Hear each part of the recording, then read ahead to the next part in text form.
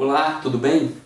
Você se considera um filho ou uma filha de Deus? A gente gosta muito desse título. Até mesmo quem ainda não é filho gosta de ser chamado de filho de Deus. Pois bem, eu quero trazer aqui hoje uma reflexão sobre as evidências da filiação divina. Veja, a Bíblia diz que o ser humano é uma ideia de Deus, que o Eterno criou da matéria um boneco e depois lhe soprou o fôlego de vida. Ou seja, o ser humano foi feito no equilíbrio de algo físico com algo sobrenatural. Contudo, essa criação de Deus foi corrompida pelo pecado, como lemos lá em Gênesis 3. E a partir daí temos um problema, porque comer do fruto da árvore do conhecimento do bem e do mal é o mesmo que dizer que prefere conhecer o bem e o mal pela experiência individual, ao invés de conhecer o bem e o mal por meio de Deus. O problema humano foi e sempre será esse, a independência de Deus. Pois bem, quando Adão e Eva tomam aquela decisão, todos nós, mesmo hoje, fomos afetados. Por isso, o Evangelho surge na história da humanidade. O Evangelho é a solução de Deus para que o ser humano possa retornar à sua filiação divina. Jesus, que é o próprio Evangelho manifesto ao mundo, veio à Terra como o único ser digno de ser chamado Filho de Deus. Mas depois do seu sacrifício, ele se tornou o primeiro filho, ou seja, ele veio possibilitar o ser humano a ser um filho de Deus. Assim temos o seguinte, seguindo a doutrina bíblica. Primeiro, só pode se tornar um filho de Deus aquele que recebe a Jesus, como diz lá em João 1,12. Segundo, dentro do espírito do homem, o Espírito de Deus vai testificar que ele é um filho de Deus, como diz Romanos 8,16. Claro, isso é algo muito pessoal, subjetivo, mas é real para os filhos de Deus. Terceiro, aquele que é um filho de Deus desejará honrar o Pai, pois faz parte da família, como diz 1 João 2. Por que eu estou falando isso? Porque tem um texto que eu quero compartilhar com você hoje que demanda esse conhecimento prévio, que é Romanos 8, 22 e 23, que diz assim: Pois sabemos que até agora o universo todo geme e sofre como uma mulher que está em trabalho de parto.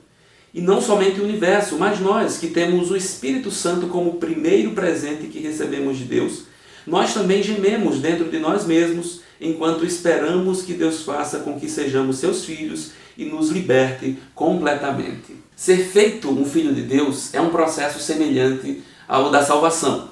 Ele é certo, seguro, mas ainda será totalmente concluído. Ou seja, nós fomos salvos, nós estamos sendo salvos e seremos salvos. Nós somos filhos de Deus, com certeza, com a segurança que a própria Bíblia nos dá. Mas ainda não se manifestou totalmente o que haveremos de ser. Por isso, Paulo vai trabalhar nesse texto a esperança. Primeiro, a natureza, que espera que os filhos de Deus se manifestem, como foi no Éden, onde a natureza era cuidada e guardada pelo homem de maneira perfeita, bem diferente de como está hoje. Mas também o apóstolo trabalha a nossa esperança, pois ainda aguardamos o dia em que seremos semelhantes a Jesus. Veja, ser filho de Deus é ter uma nova natureza habitando em você, e isso naturalmente vai gerar desejos novos, diferentes dos maus desejos que nos escravizavam. Por isso sofremos, como diz Paulo nesse texto que nós lemos. Ser filho de Deus é almejar por mudanças que somente Deus compreende e pode realizar. Não bastasse o sofrimento interno, ainda lidamos com as circunstâncias da vida,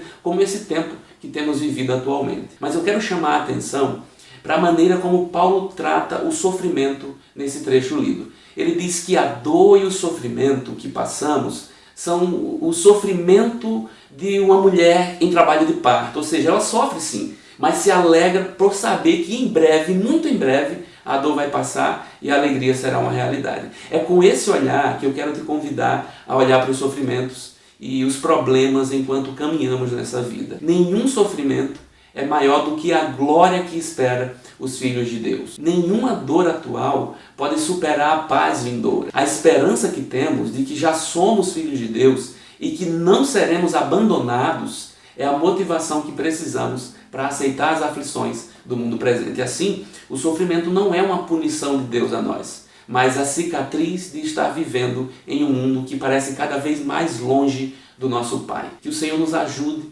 a viver a verdade da sua palavra e não nos enganos de nossas emoções. Eu te convido a compartilhar esse vídeo com um familiar ou com um amigo que precisa ouvir essa mensagem hoje. Que o nosso Pai continue a nos abençoar. Até a próxima.